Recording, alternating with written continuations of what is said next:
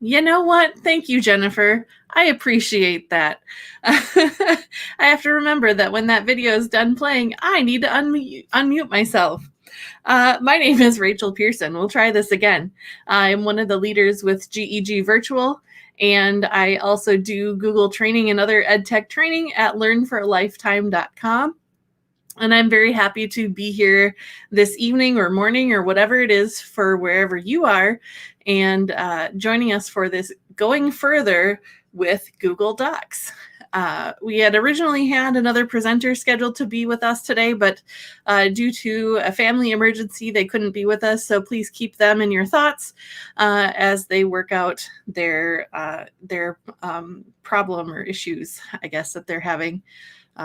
So we wish them well. So I'm really excited to be here with you today to talk more about Google Docs and what we can do to go further than just traditional word processing. So if you're here live with us, feel free to put some comments on the post or on the video. I will be happy to respond to any questions that you might have. Just to let me know who's here, give me a shout out and tell me where you're tuning in from, because we've had some amazing people join us from around the world, and we're so happy to be able to learn and grow with all of you. So why don't we go ahead and just get started with going further with Google Docs. And I will change my screen here. Hopefully you can see this Google Docs screen well enough.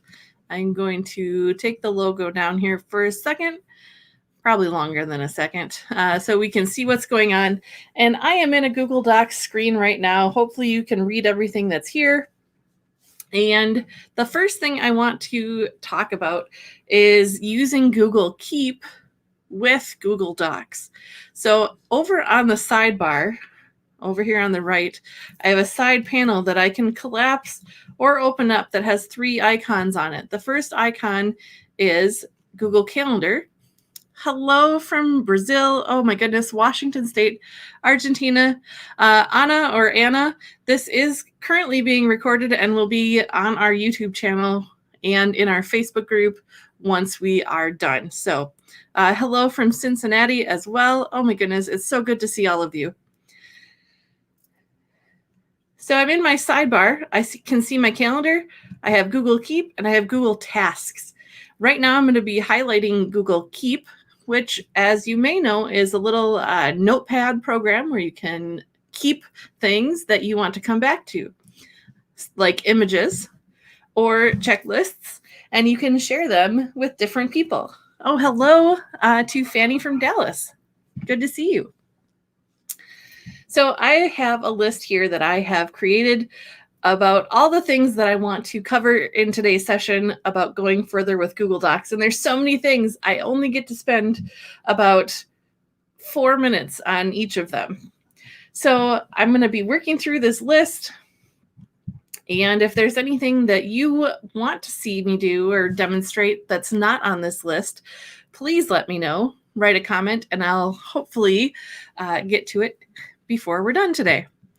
So the first thing I am going to talk about, I'm going to save columns in just a second here. Well, let's do this in order. So columns, we can insert columns in our document. Format. Sorry, I should know where that is.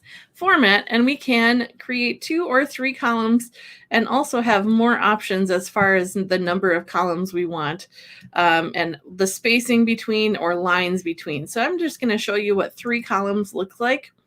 I'm going to put a very small space in between them and put a line, and you can see what this doc will look like with the 3 columns. Very newspaper-ish. All my text fits on one page, although it's a lot of text right there. My husband's watching something really funny, just if you can hear him. That put in 3 columns into our page. Now, what do we do if we don't want our whole entire document to be in columns? So I'm going to go ahead and click the undo button, or I could also do Control Z or Command Z if I'm using a Mac. to go back to what it looked like. I'm going to uncheck columns or check off, and you see that it goes down to the completed items part of my Google Keep. It's now checked off. Did I type in tables? Well, no. So we're going to get an extra bonus here already. Instead of doing the entire document in columns, we can add a table to organize some of our information. So if I wanted columns just to show up in this between these two paragraphs, I could go ahead and insert a table and say I want a 2x1 table that has two cells in it. I could say this is information part 1 and information part 2. Now, sometimes you don't want the black lines around the sides of the table. So what you can do, I'm going to close this so I see more of my menu options here. This paint bucket will do the background color of the table cells, and this is the border color. So if I select the cells in the table I want, I can change the border color to white, and then you no longer see those borders and the text is magically floating where you want it to be. And you can increase space on that if you want. That's the easy way to kind of break up your document. If you were using Microsoft Word, you would have to insert a continuous section break and then set it to 2 columns and then have the section break after that. Doesn't have to do that. You don't have to do that with Google Docs. You could just add a table. So I'm going to leave that table in there. I'm going to go back to my Google Keep list. My next thing on my list is create or remove headers. Now, visually, when you're looking at a document, I could scroll through this and you could just see text after text after text, and there's nothing to draw your eye to the fact that this is one part, this is another part, this is a third part, and so on. So I'm going to show you how to easily set your text so it has a visual hierarchy. So this is our title of our document. So I'm going to use this styles area next to the font and size of our document. Excuse me. And I'm going to select title. Now, if you have your own formatting options that you use in documents. So if, for example, if you always have a title font you use, if you always have a normal setting font that you use, you can save default styles. So for instance, if I wanted to change this font to Roboto, and then I can change all of my body fonts to what goes well with, we'll pick Laura because it's a serif font. It has those little wings on it. And then, actually, I'm going to change my mind. We'll get into more fonts in a second, but I'm going to use Lexand. Oh, no. There it is, Lexand. Okay. This font, someone posted an article in our Google or our Facebook group about how this font is really easy to read for people who may have difficulties with visual processing. Oh, thanks, Brenda. I appreciate the comment that I rock. It's hard for me to accept that, but thank you. I appreciate that. Okay, so we have our normal text here. And if we want this to always be normal, we're going to go to normal text, update normal text to match. And then I'm going to go to the title and also go update title to match. And if I wanted to save these settings for across my account, so any document I open, it will have these settings, I can save these as my default styles.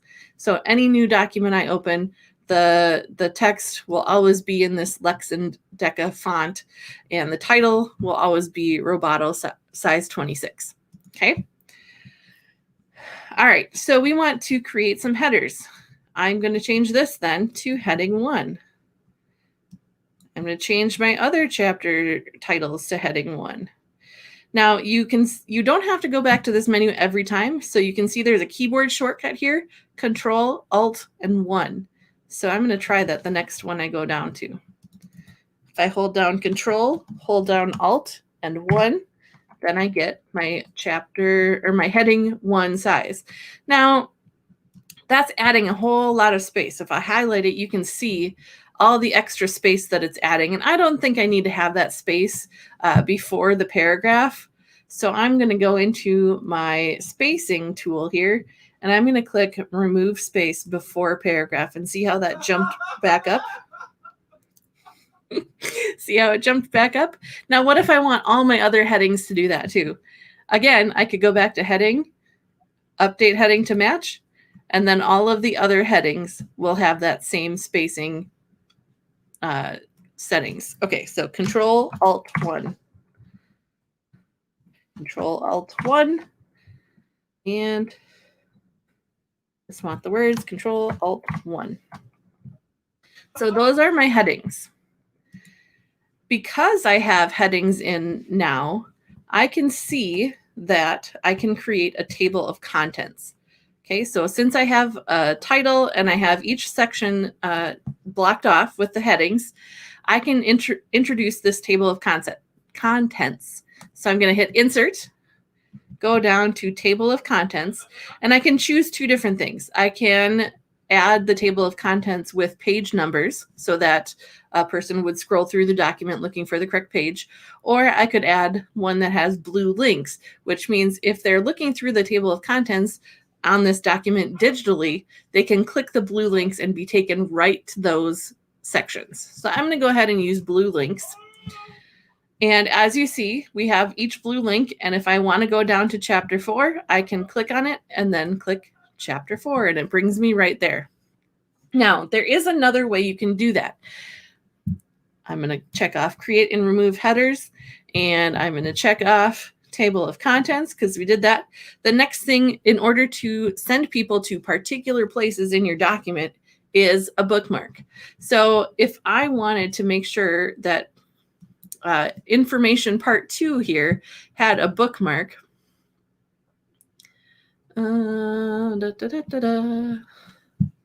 Insert Bookmark.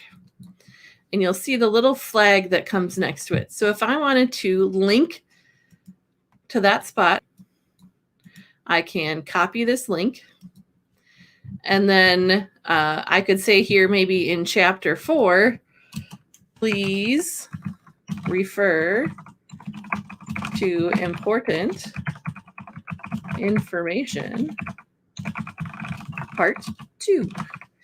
And then I could highlight that. And there are a couple ways I could do this. I can right click and link. I can use the keyboard shortcut Control K, which is what I do most of the time. Or there is a toolbar link where you see like the chain link here, and it will link this information. So all I have to do then is paste. So Control V or Command V, and you'll see at the end of the URL, it says bookmark, and then it has an ID code at the end of that. So if I hit apply, and then I go back and click this link, it will put me back up to information part 2. So you can link things within your document. Say if you have some annotated bibliography information and you want to link things, and you know people are going to be accessing your document digitally, and you want them to be able to jump back and forth with what they're looking at. Bookmarking in a document is an easy way to do that. Check that off the list. So because we have these headers set up the way we want them, we can also see an outline of our document. All I have to do is click this little button that says Show Document Outline.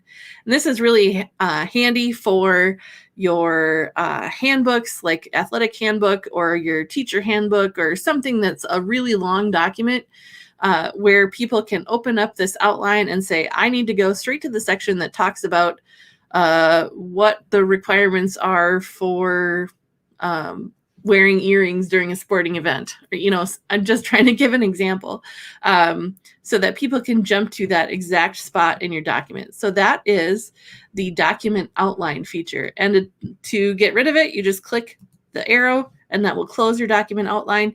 If you ever want to get it back, you can either click this button. I believe it's in here too. View, show document outline. You can totally get rid of that little button as well if you want to. I usually leave it on because sometimes it's nice to look at. All right. We got the document outline. Footnotes are another thing that you can use in Google Docs. So if I have a reference that I want to use right here, I'm going to put this inside the punctuation so I can insert a footnote. I could also hit Control, Alt, and F. So if I have a footnote, I can say insert reference here. And that will be linked right up here. You can see the footnote. There's a little 1 in a superscript, and it will automatically, if I move this chapter to a different page, it will automatically save or put the footnote on the page that it's on.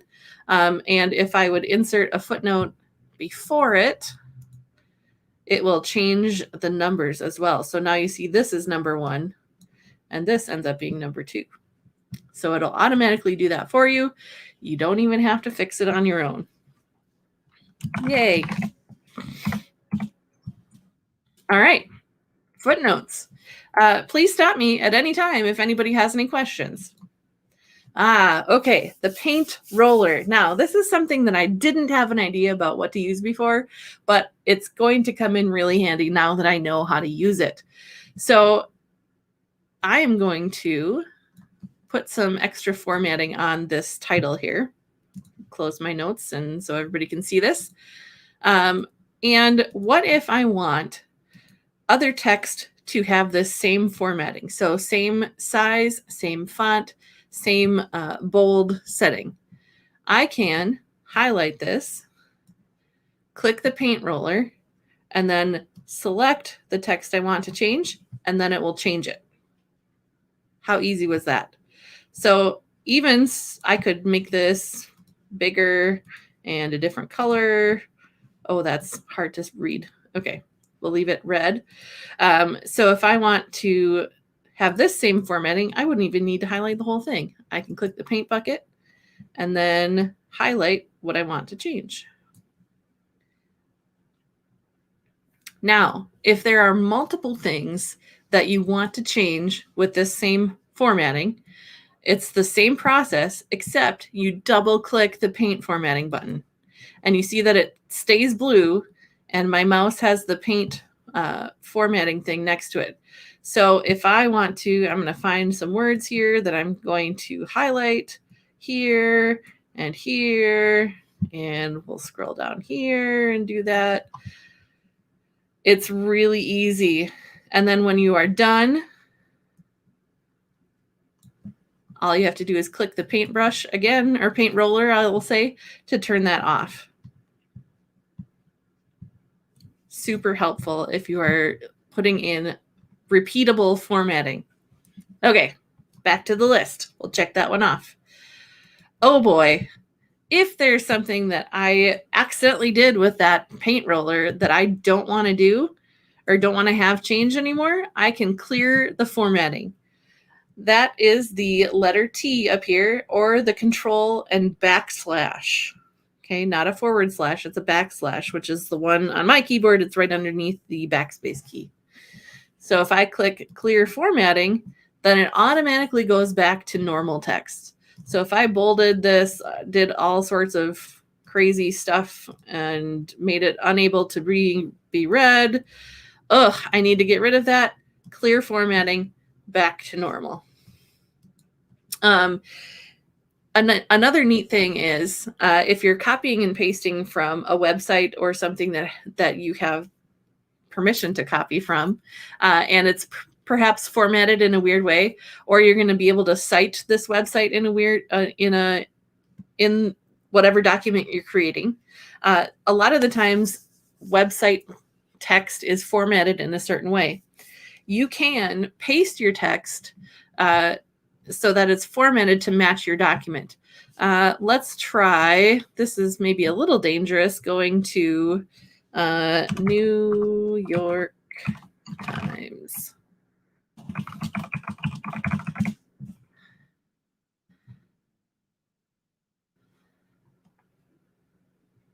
And you can see that this font is a serif font. I can't highlight it. Okay.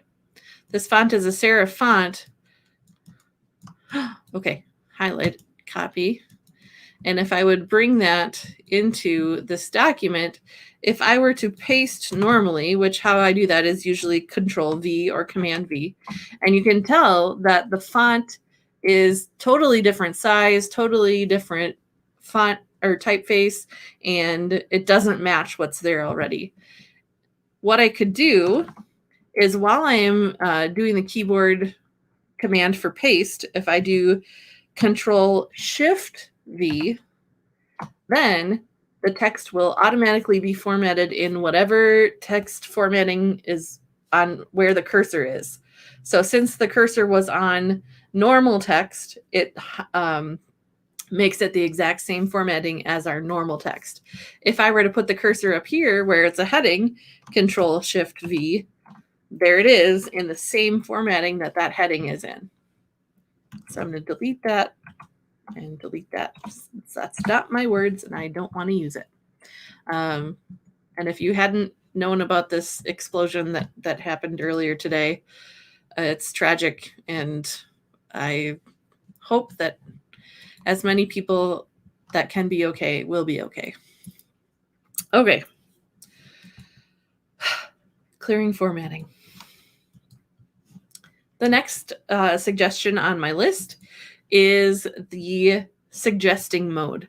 And you'll often see this if you're in Google Classroom and grading a Google Docs assignment. As a teacher, it's helpful to go into suggesting mode because that way you can show students what they should edit on their papers, and they can click a button and those changes will be accepted. So if I think this whole thing should be deleted, and then I think you should type in something like, this is the introduction to this paper. I can see that comment over here on the side that I am suggesting that we should replace this phrase with the statement that I typed in.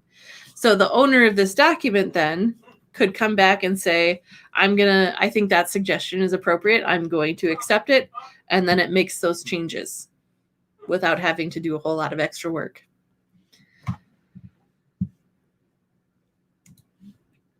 Suggesting mode. All right, voice typing. This is really helpful.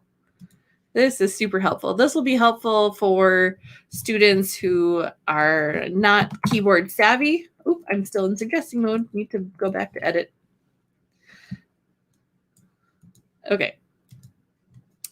So I'm going back to edit mode, and I'm going to go now to Tools, Voice Typing, or Control Shift S is the keyboard shortcut for that. And now I see a little microphone that's popped up on the corner or in the side here, and it says click to speak. I can set this into a lot of different languages. I mean, a lot. I could speak to this document in any of these choices and it would be able to type for me. I'm in the United States. English is my native language, so that's what I'm going to use for right now. So as I click this button, Google Docs is able to listen to my voice and type out what I am saying, period. I can say things like new line, and it will go to a new line. New line. Period. New line. Bullet point. Okay, maybe not that one, but open parentheses. this is voice typing example, close parentheses, new line.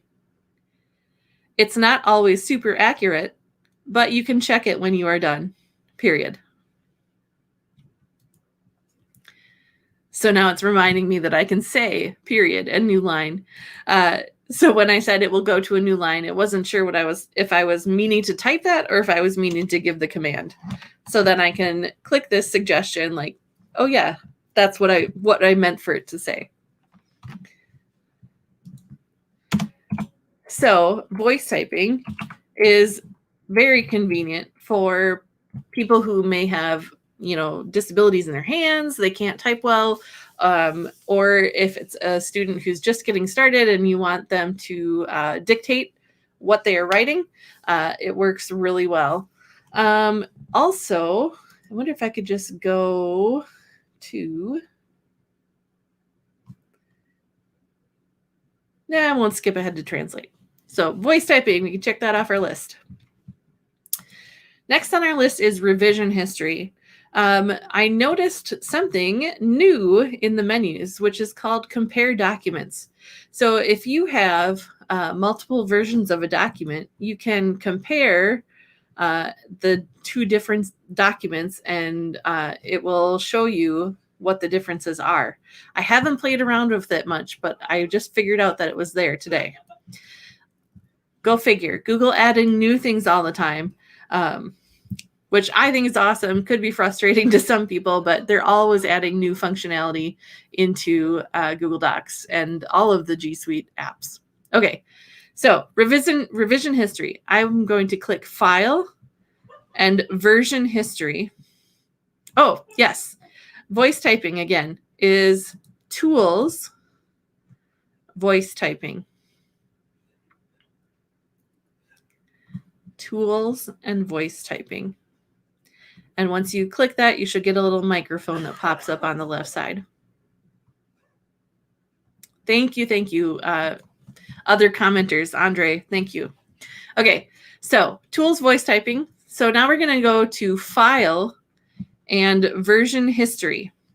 And I'm just going to see version history right now.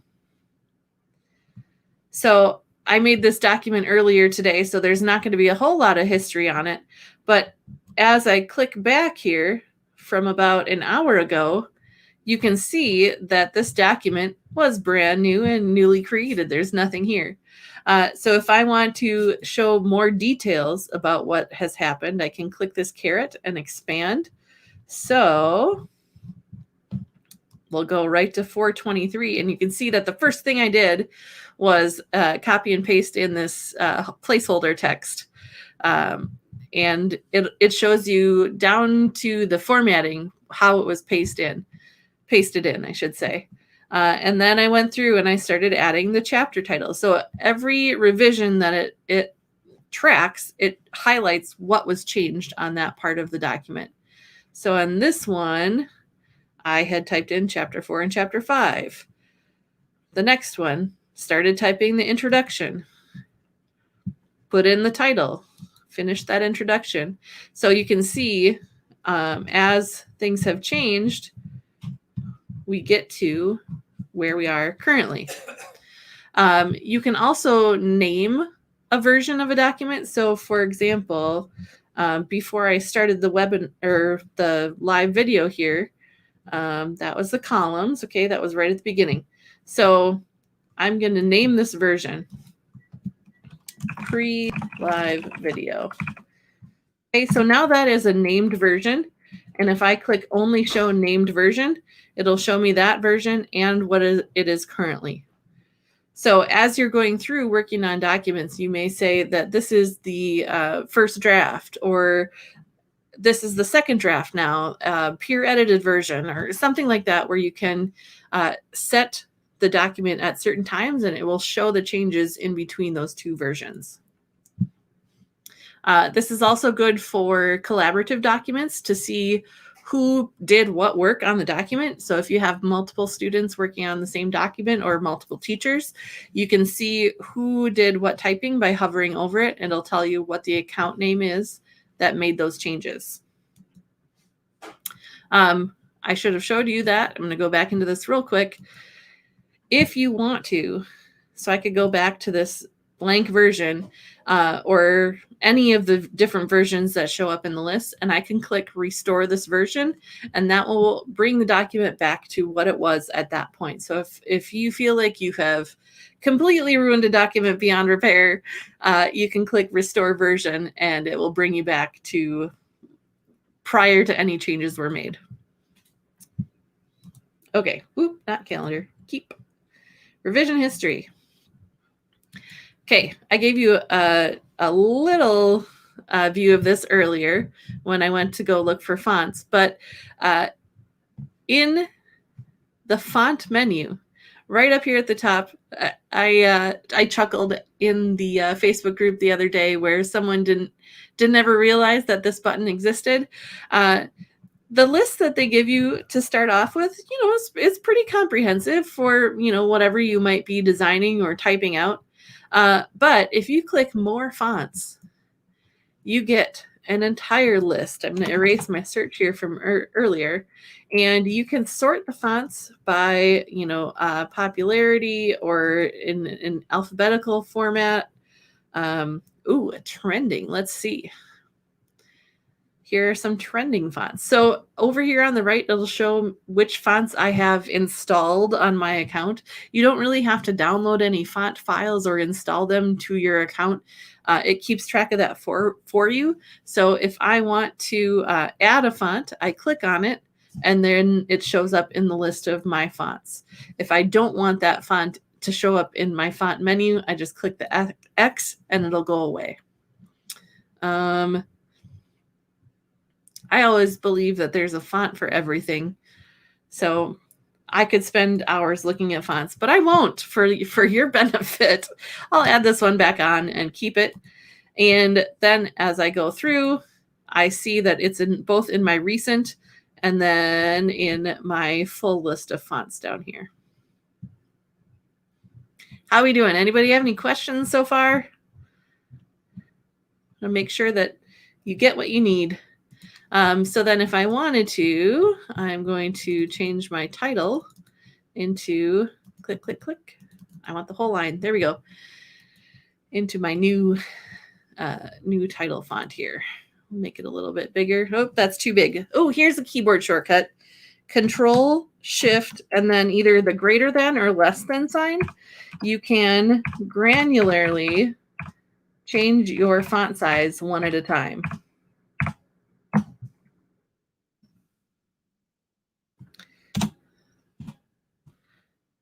There we go.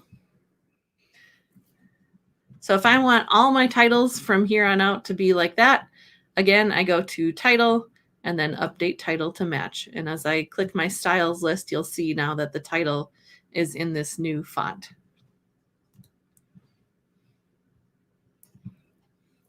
All righty. Moving on, adding fonts. Okay, adding a new page breaks, tabs, etc. So just like in Word, you have the ruler up here at the top and on the side where you can see exactly what measurement that things are at. I have so many times seen people, okay, I need to move this over just a little bit, so I'm going to hit the space bar just a few times. Don't do that. Please, I beg of you, don't do that. If you need to move something, tab will help you. Okay, you can use the tab bar to move entire paragraphs around. I'm going to undo that. You can drag these triangles so that your text is limited to a certain location. But one of the things that I've noticed students do quite often is, oh, I need this chapter 3 to be on the next page. Enter, enter, enter, enter. Oh, don't do that. Don't do it. Don't do it. Don't do it. Okay, so there are two ways you can do this. Insert page break. We want a page break. Okay, now there it goes. Top of the next page. Easy peasy. I can always backspace and delete that. So it goes back to where it was. Even easier, I think, is the keyboard shortcut, which is Control or Command Enter. New page. Don't even have to go to the insert menu. Okay. Command Enter or Control Enter, page break. Super helpful. And then as you maybe arrow through a document, when you go down, you automatically go to the next page and you don't have to scroll through blank, blank, blank, blank, blank, blank areas. So page break.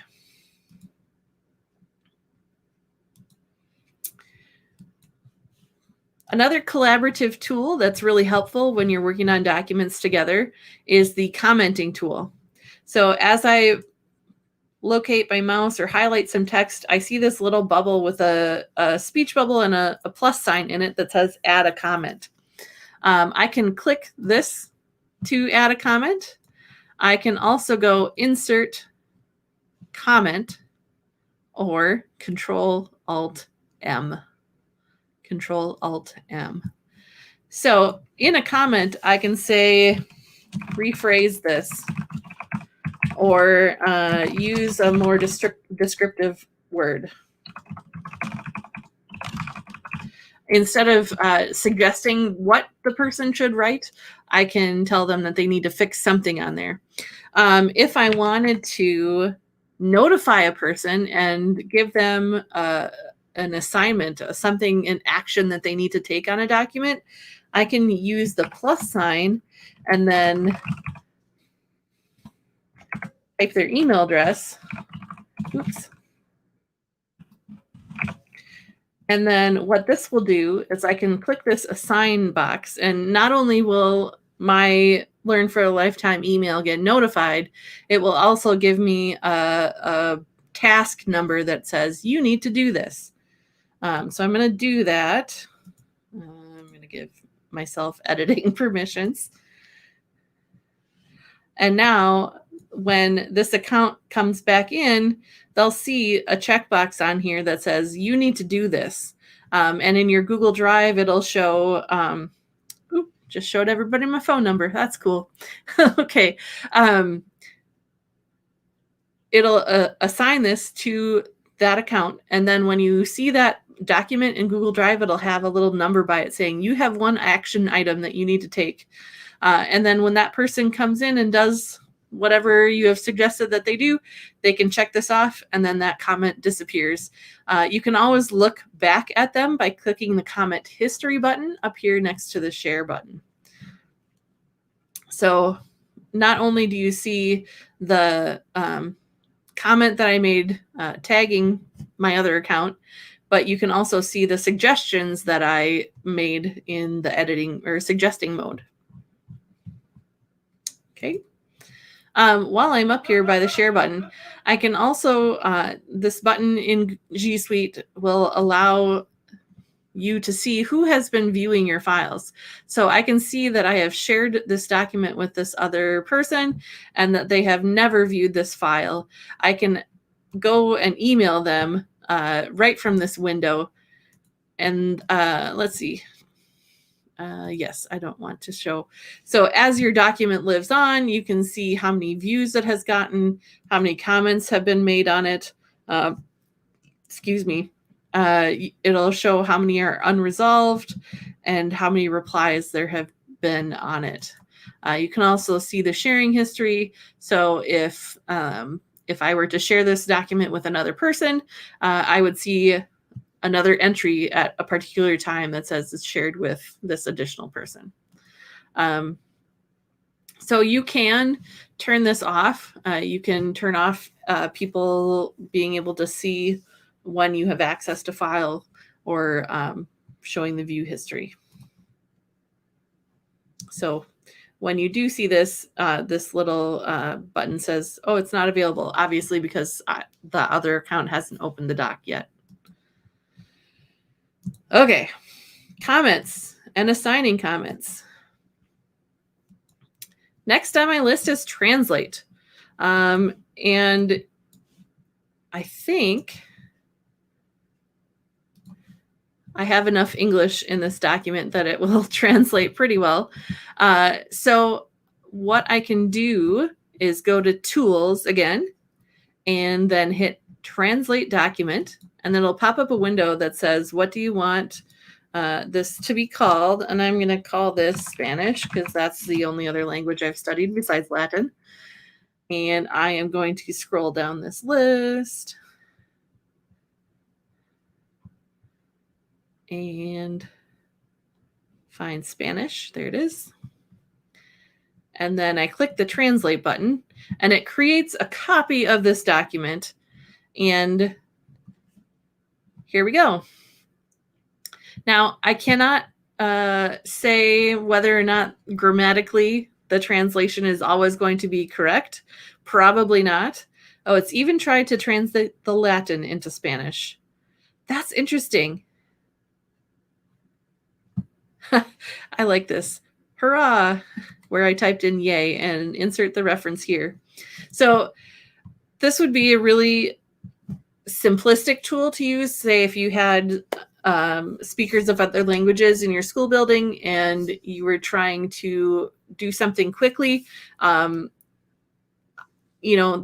always the risk that it's not going to be super grammatically correct. We know what Google Translate has done with some like song lyrics and other things like that, where there's a lot of figurative language. But in a pinch, if you absolutely have to, this could be a way of doing that. So even with voice typing as well, the student could speak in their native language, and then you could translate it back into English. Speaking of which, this might be interesting if I translate back to English. We'll see what happens.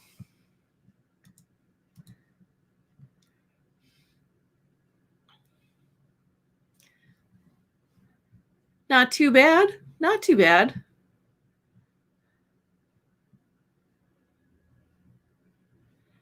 This is interesting. Anyhow, frame 2. How about, what did we get? Chapter 3 of Chapter 4, Chapter 5. It's interesting.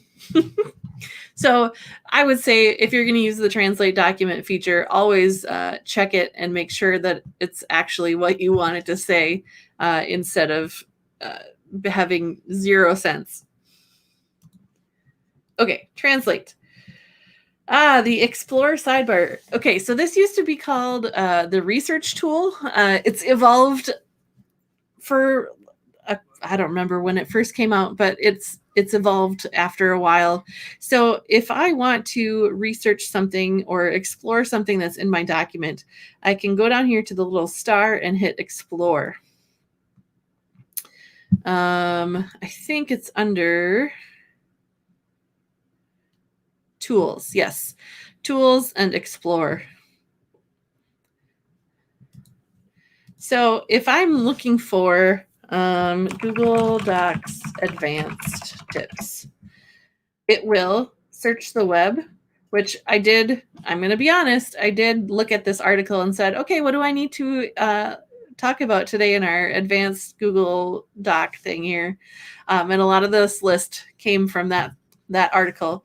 So you can look in here, and if I want to, I'm going to put my cursor right here. I am going to cite this as a footnote. So all I need to do is click this little quotation mark, and now that has inserted a footnote in my document, which has put the citation under here in the footnotes. So that's really neat. If you're using this article, you can say, okay, I really like this. I probably should cite this in my paper. I am going to add the footnote. So you can also look for images. You can also look for items or files in your drive.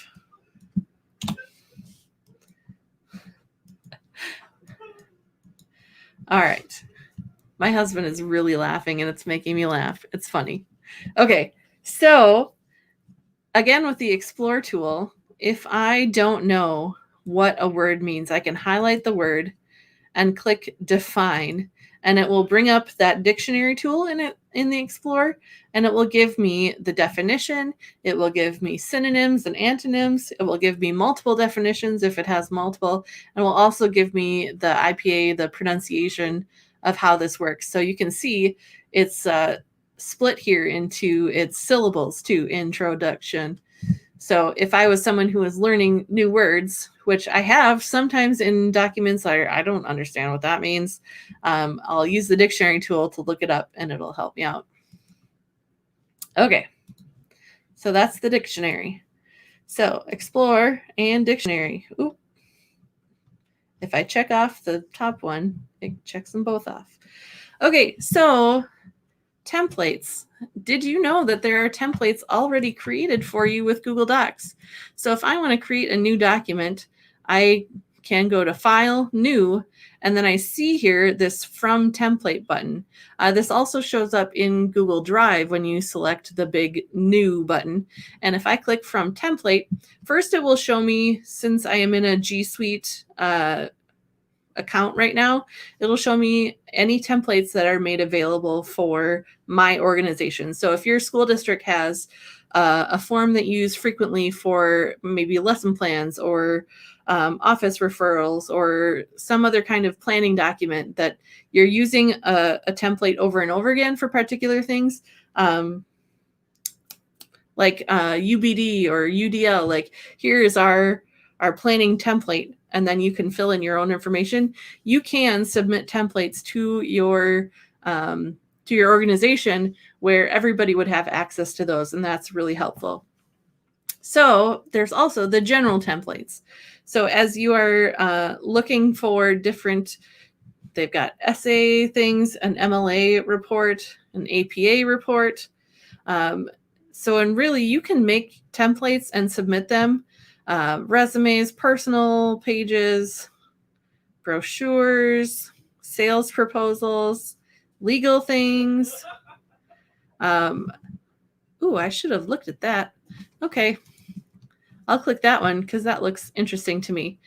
Now, it said there's an add-on. Oh, maybe it'll let me do this without. Oh, there we go, add-on. So it's asking me to add on something so I can use this document.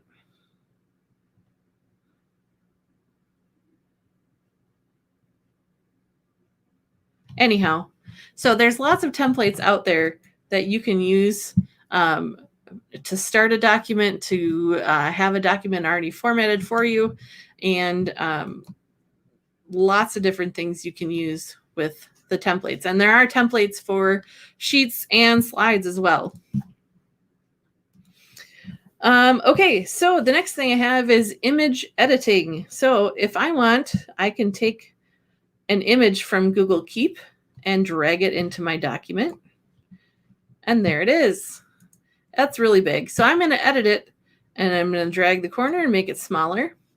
I could also edit this by cropping it.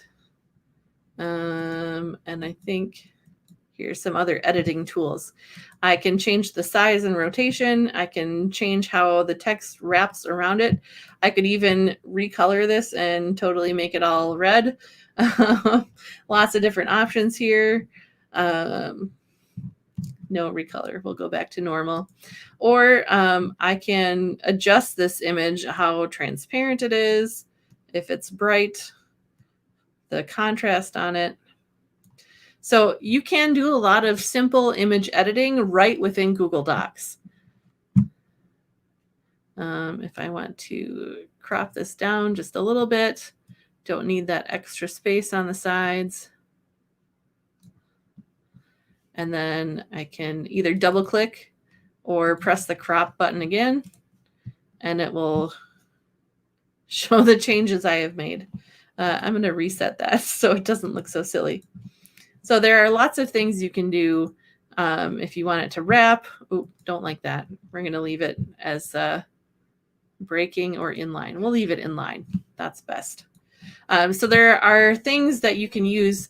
So say if you're a teacher and you're grading assignments and you have maybe your Bitmoji that says good job or A+, you could keep those. See what I did there? You could keep those in your Google Keep, and you could pull them into your document every time you want to use them. And they stay in Google Keep, and you don't have to go back to your Bitmoji menu and pull them out or find them as a downloaded file on your computer. It makes it really easy for grading. So simple image editing. Oh boy, I have about 10 minutes left, which is awesome because I have 2 things left on my list: find and replace and keyboard shortcuts. Okay, so let's say I decide that I don't want my sections to be called chapters anymore. I want them to be labeled part 1, part 2, etc. So I am going to highlight this word chapter. I want to go to Format. Just kidding.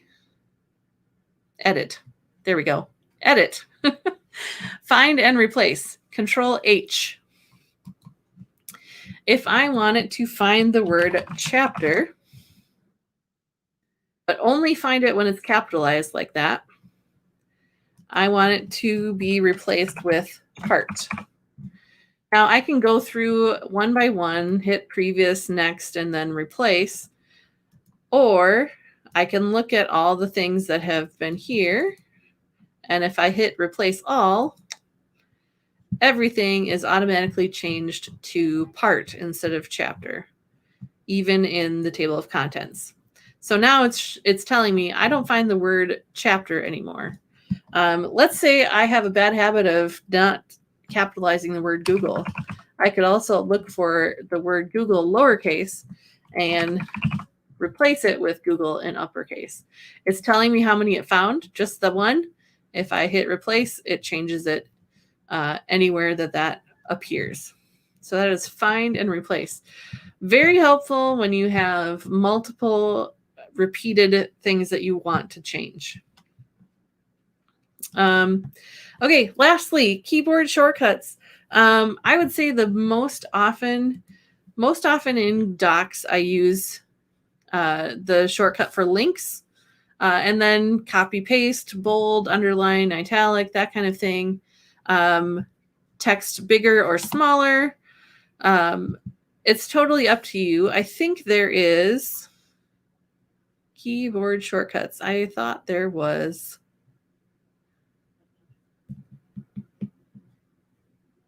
a place to show you all the keyboard shortcuts. I could be wrong, and I could be just missing it. My brain is not working anymore today.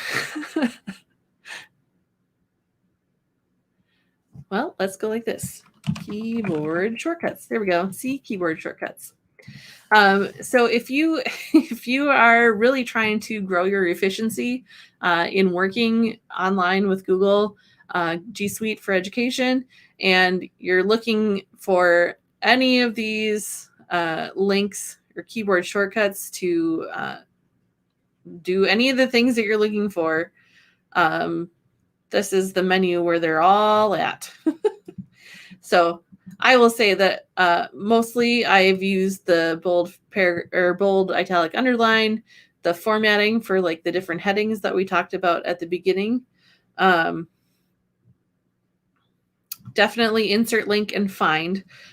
Find is really helpful if I'm looking for a document and I am looking for a particular term and I know it's in there somewhere, but I don't want to have to scroll through and read everything. I will use Control F. And granted, these are all for Windows. They're not for Mac. The Mac ones most often will be Command instead of Control. That nice little loopy icon. All right. So that is my entire Google Keep list on going further with Google Docs. I am wondering if anybody has questions that they want to know or things that I didn't cover that they have questions about. We have about 5 minutes left in the broadcast. And if I don't get any questions, we'll just end the broadcast soon. And if you have any questions, you can feel free to put them as a comment on the recorded video on YouTube or on in our Facebook group. So I'll wait just a little bit here. While I'm waiting for any comments to come in, I want to remind you that we do have a website, gegvirtual.com, and you can find all the ways to connect with us there. We have lots of different online outlets here. We're on Twitter at GEG Virtual. We do have a Google group. It's a little empty right now, but it does exist. But our main set of communication area happens on Facebook, which is our group called Teachers Using Google Suite for Education, or GEG Virtual.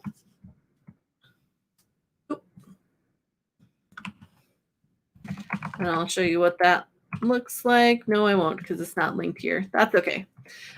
So if you want to join us, Andre has a question. What's the shortcut you just did to select to find the keyboard shortcuts? What I did is I went to the help menu and I typed in keyboard shortcuts, but it says control and /. So if I type in control /, I get the whole keyboard shortcut window. I hope that answers your question.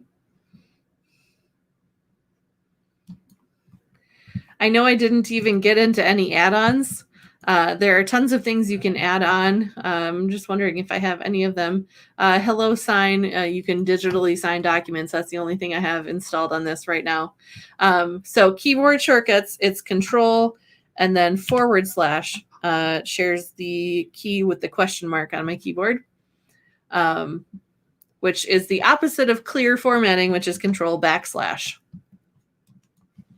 Okay. All right. So we do have a live PD page on our website here. And you can see that today, right now, is the Going Further with Google Docs seminar. And we do have a Google form here that you could fill out, that if you would like to broadcast to our group, we welcome anyone who is, we would prefer trainers, but if you are not a Google for Education certified trainer and have things you want to share, please fill out the form. We'd love to get in touch with you on whether on what you want to do your live PD on. And we will be adding our videos that we have saved here to some of our Google site to get through. And if you want to contact any of the moderators, these are just a few of them that have put their picture in our website here. Me, I'm Rachel Pearson. You can find me on the internet at rpearson.edu, Peer starting with PIE as in pie. And Tammy Neal, Anthony Egbers, and Joseph Wood are all available to help you with whatever Google needs that you may have.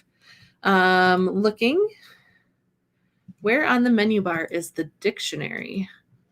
This is in Tools, and it is right here, Dictionary. That question is from Andrea again. Tools, Dictionary.